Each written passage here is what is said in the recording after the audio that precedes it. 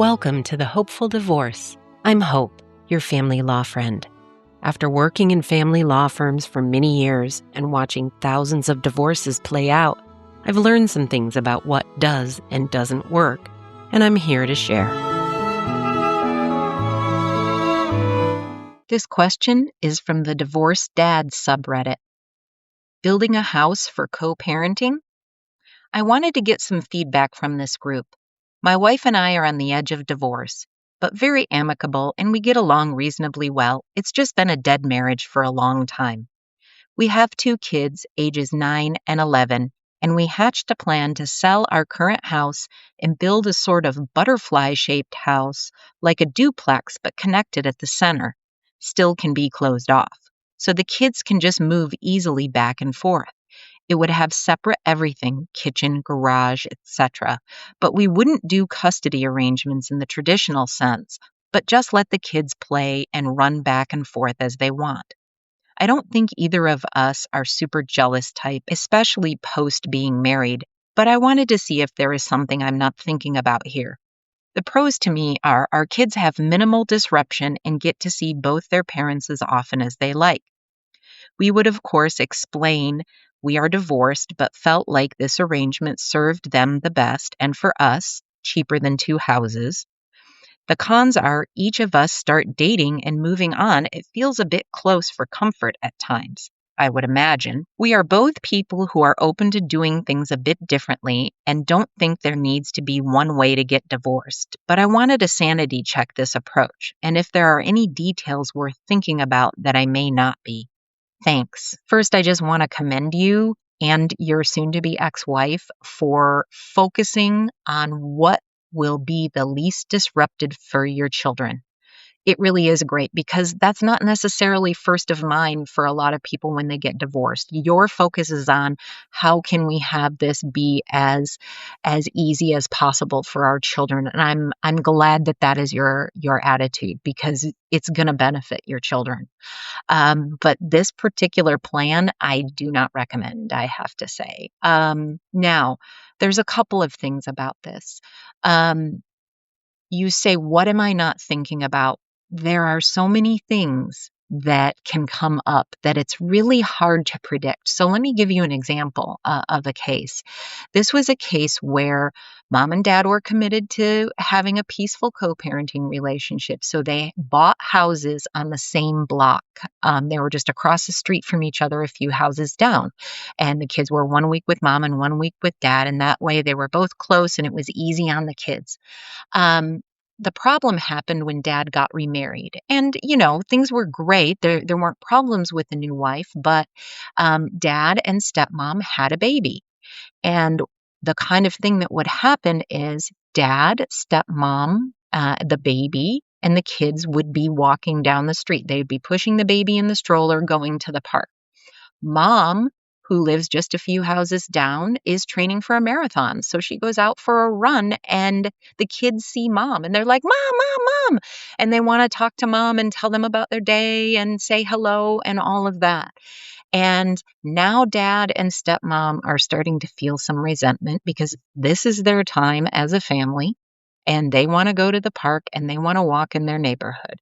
Now, in this scenario, I absolutely understand everybody's point of view. Like, everybody is valid in this scenario. Like, look, mom's not doing anything wrong. She's allowed to go running in her neighborhood. There's, what's wrong with that, right? She sees her kids and her kids say hello. She's not going to turn her back on her children and say, it's your father's parenting time and, run off. Like, that's also not cool.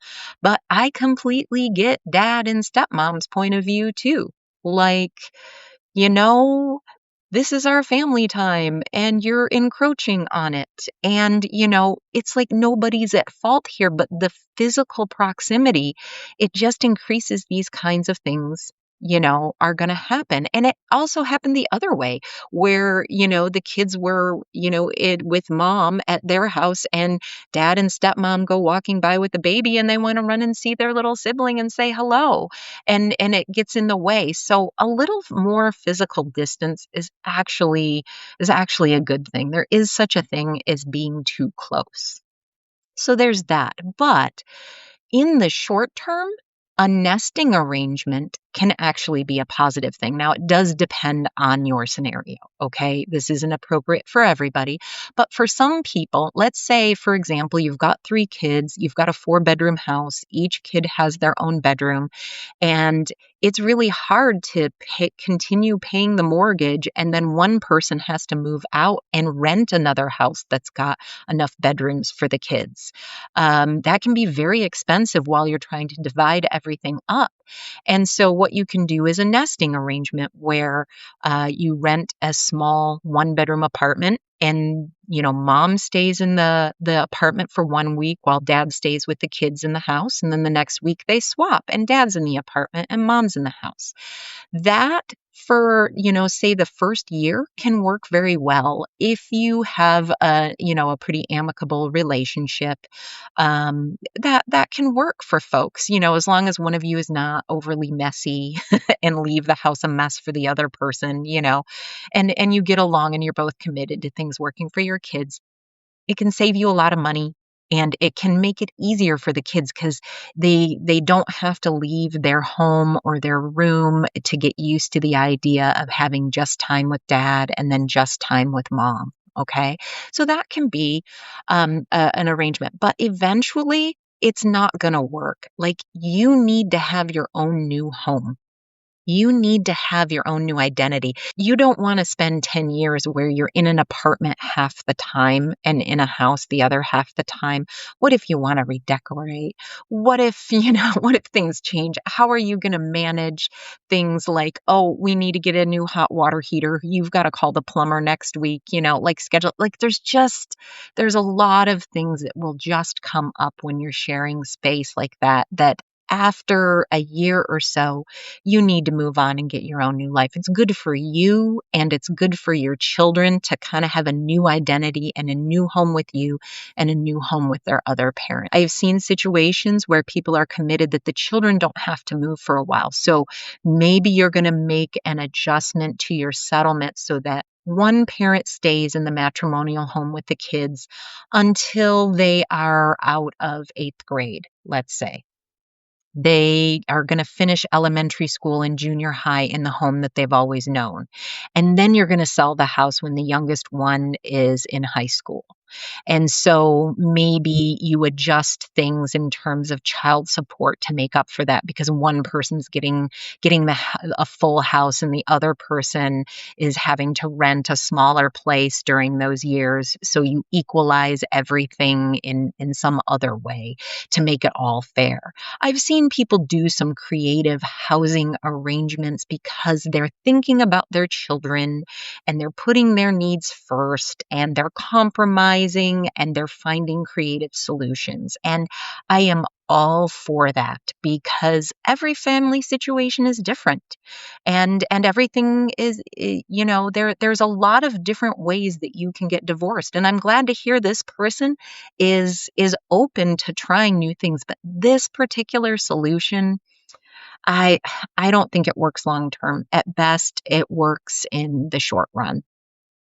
Taking a quick pause in today's episode to remind you, this podcast is built around your questions. If you're navigating divorce, separation, property division, child support, custody, co-parenting, blended families, or anything in between, you don't have to figure it out alone. Chances are, if you're wondering about something, someone else is too.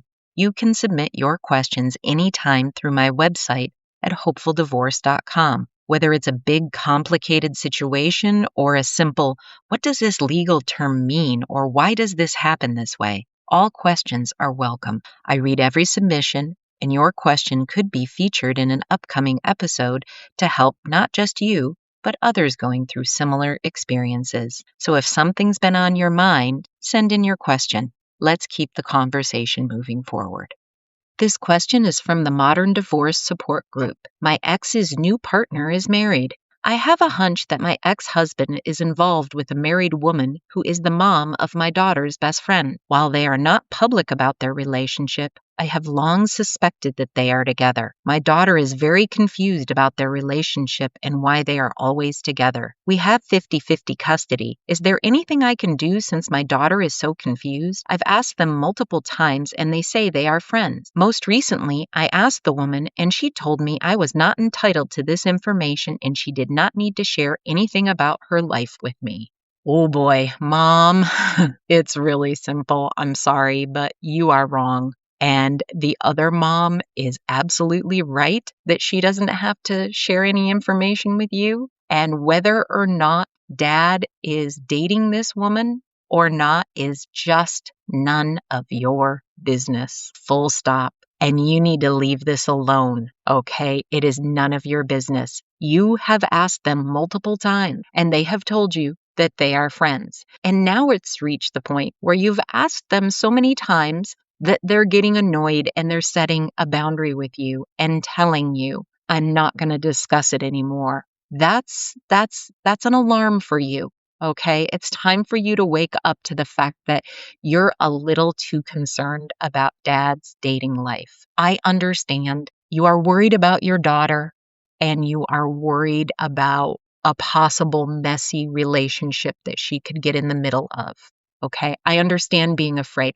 One of the most common things that divorced parents are afraid of is the new partner that that the other parent ends up with.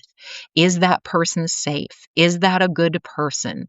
It's scary because you are not part of the equation anymore when it comes to their dating life. And you just have to trust them to do what's right. And there are a lot of horror stories out there. And, people don't always act logically when they find a new relationship. Sometimes they get swept away. So I'm not saying that you should just have no thoughts about it. Of course you're going to have thoughts about it, but the way that you're handling this is not okay. All right? You cannot badger them. You cannot obsess about it. You cannot keep asking them about their relationship. All you're doing is making it less likely that dad is ever going to tell you about a new girlfriend.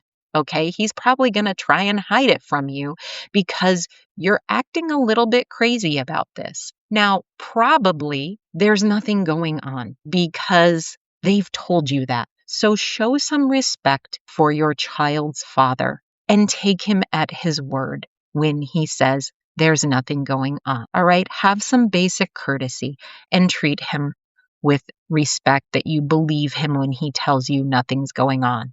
Then I really think it's important for you to get some sort of help or support. And I'm not saying this to be unkind, but it sounds like you haven't processed your grief over the end of your marriage. And hey, it takes a while. It's not easy to process the end of your marriage. It's not easy to let go of a relationship that you thought was going to last forever. And when you're worried about your former partner's new relationship, it's a natural fear to have, but it sounds like you need some help coping with that. Maybe you need to join a divorce support group. Maybe you need to get connected with some other moms who are going through similar situations to get some help and some advice and just a shoulder to cry on. But you need to back away from this. And you might want to consider apologizing to dad and apologizing to this other mom. Now, when it comes to your daughter being confused about their relationship, I wonder why you think that she's confused.